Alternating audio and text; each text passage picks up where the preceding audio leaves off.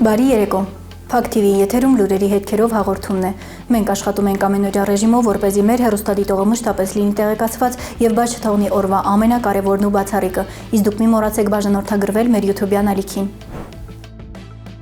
Մալխաս Ամոյանը Comeback Wrestler of the Year 2025 վարկածով ճանաչվել է հունահռոմեական ըմբշամարտի տարվա լավագույն ըմբիշ։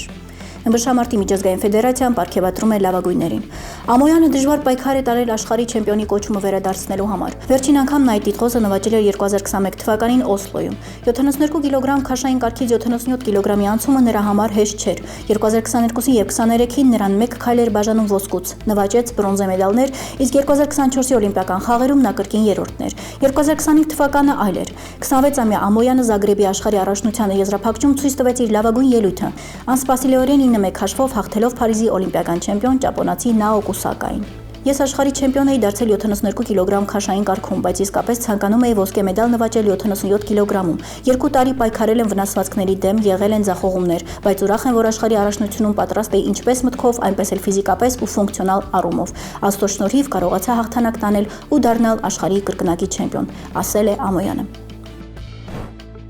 Երրորդ երկրների քաղաքացիների համար հայ-թուրքական սահմանի բացման հստակ ժամկետ դեռ չկա։ Այդ մասին է վկայում Հայաստանի Հանրապետության արտաքին գործերի նախարարության հաղորդագրությունը ի պատասխան Սպուտնիկ Արմենիայի պաշտոնական հարցման։ Հիշեցնենք, ավելի վաղ Bloomberg գործակալությունը հղում անելով աղբյուրներին հայտնել էր, որ Թուրքիան դիտարկում է առաջիկա 6 ամիսների ընթացքում Հայաստանի հետ ցամաքային սահմանի բացման հնարավորությունը։ Միևնույն ժամանակ Թայիպ Էրդողանը հայտարարել էր, որ Անկարան պատրաստ է 2026 թվականին Երևանի հետ հարաբերությունների կարգավորման գործընթացում խորհրդանշական քայլերի գնալ։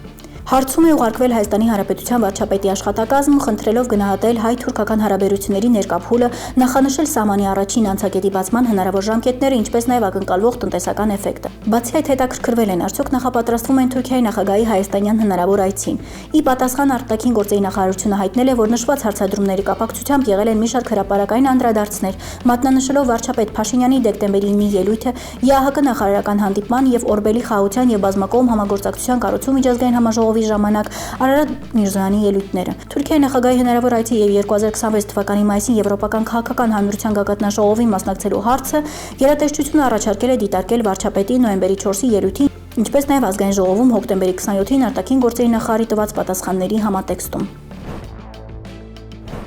Լև գրուպ փաստաբանական ընկերության ղեկավար, աղմկահարույց գործերով փաստաբան Լևոն Բաղդասարյանը արժանացել է Արդարության պահապան նոմինացիային։ Փակ TV-ի ողջ անձնակազմը շնորհավորում է Լևոն Բաղդասարյանին մրցանակի կապակցությամբ։ Լև գրուպ առանձնանում է դատական գործերը հաջողությամբ ավարտին հասցնելու տարիների փորձով, անաչառությամբ ու բարձր պրոֆեսիոնալիզմով։ Հայաստան-Վրաստան սահմանն է հատել 1300 տոննա ծավալով 22 վագոն ադրբեջանական ծագման I-95 բենզինը, որը Հայաստան է եկել Ադրբեջան-Վրաստան-Հայաստան երկաթգծով։ Էկոնոմիկայի նախարարությունից հայտնում են, սա անկախությունից հետո Հայաստանի եւ Ադրբեջանի միջև առաջին առևտրատնտեսական գործարքն է։ Ադրբեջանական նավթամթերքը հասանելի կլինի Ren Oil ցանցի բենզալցակայաններում։ Հավելենք, որ Ran Oil-ը պատկանում է ԿՊ-ական պատգամավոր Խաչատուր Սուքեսյանի ընտանիքին։ Ադրբեջանական կողմը նույն օրը տարածած հայտարարության մեջ ընդգծել է, որ ադրբեջանական բենզինի արտահանումը դեպի Հայաստան տեղի է ունեցել նոյեմբերի 28-ին Գաբալայում Հայաստանի եւ Ադրբեջանի փոխվարչապետերի ձեռք բերած պայմանավորվածության արդյունքում։ Գործարքը կրում է բացառապես կոմերցիոն բնույթ, իսկ բենզինը վաճառվել է միջազգային շուկայական գներին համապատասխան։ Մի շարք հասարակական եւ քաղաքական գործիչներ հայտնել են իրենց զայրույթը, նշելով, որ ադրբեջանական բենզինը տարածաշրջանում չի առանձնանում իր որակով եւ որ այս գործարքը կրում է բացառապես քաղաքական բնույթ։ Հայերն արդեն դժվարությամբ կհասնեն Ամերիկայի Միացյալ Նահանգներ։ ԱՄՆ իշխանությունները կասեցնում է գրին քարտի խաղարկությունը այն պատճառով, որ Բրաունի համալսարանում տեղի ունեցած հրաձգության մեջ կասկածվողը երկիր է ժամանել հենց այդ ծրագրով։ ԱՄՆ նախագահ Դոնալդ Թրամփի հանձնարարականով անմիջապես հրահանգվում է ԱՄՆ քաղաքացիության եւ ներգաղթի ծառայությունը կասեցնել, ապահովելու համար, որ ամերիկացիները այլևս չտուժեն այս վնասակար ծրագրի պատճառով։ ԱՄՆ նախարարի խոսքով Բրաունի համալսարանում հրաձգություն իրականացրած Կլաուդիո Նևիս Վալենտինը ԱՄՆ է ժամանել 2017 թվականին հենց այս ծրագրով ստանալով գրին քարտ։ Հիշեցնենք, որ Բրաունի համալսարանում կրակոցները տեղի են ունեցել դեկտեմբերի 13-ին, որի հետևանքով 2 մարդ զոհվել էր, 9 վիրավորվել։